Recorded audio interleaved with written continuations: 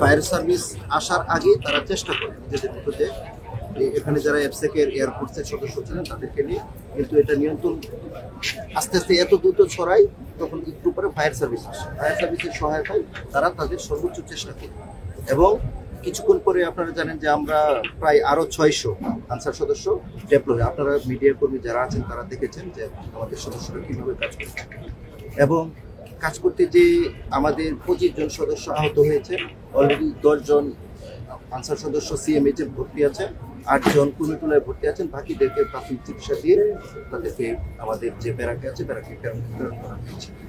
এখানে কি শুধু এই যেটি বললেন যে কেমিক্যাল জাতীয় পদার্থ ছিল, আরো কিছু ছিল কিনা, বা আগুনের সূত্রপাত সম্পর্কে কিছু জানতে পেরেছি?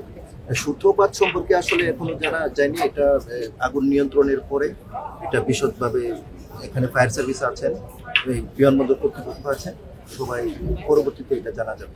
তবে এখানে শুধু ওই যে বললাম যে শুধু গার্মেন্টস অ্যাক্সেসরিজ না, এখানে ধরেন ইলেকট্রনিক সামগ্রী, অনেক ধরনের ইনস্ট্রুমেন্ট যেগুলি এক্সপোর্ট হয় সবই ছিল।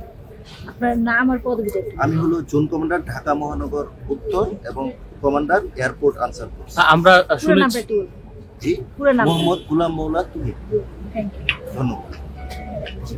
আমরা এখানে শুনেছি যে ফায়ার সার্ভিস আসার পরেও কিছুক্ষণ তাদেরকে অনুমতি নেওয়ার জন্য দাঁড়িয়ে থাকতে হয়েছে। না, এটা সত্য না।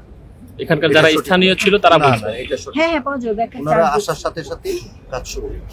কোনো নিহতের সংখ্যা আপনারা জানতে পেরেছেন? নিহত হয়নি, আহত আছে।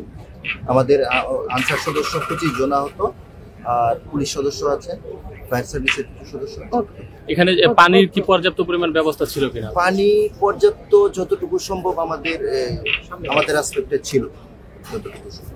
আসলে আপনারা জানেন যে জায়গাটা হলো পানি যে ঢুকবে বা উপর থেকে পানি দেওয়া হবে এরকম পরিস্থিতি নাই, এটা হলো উপরে হলো ঢাকা, তাই না? আপনারা দেখেছেন। আবার ফায়ার সার্ভিসের গাড়ি কি পুরোপুরি কাছে যেতে পেরেছে কিনা? আমরা দেখলাম যে ভাঙার জন্য বুলডোজার নিয়ে আসা হয়েছে। যতটুকু যাওয়ার পানি দেওয়ার তারা ঢুকতে পেরেছে, কাজ করছে, এখনো কাজ করছে।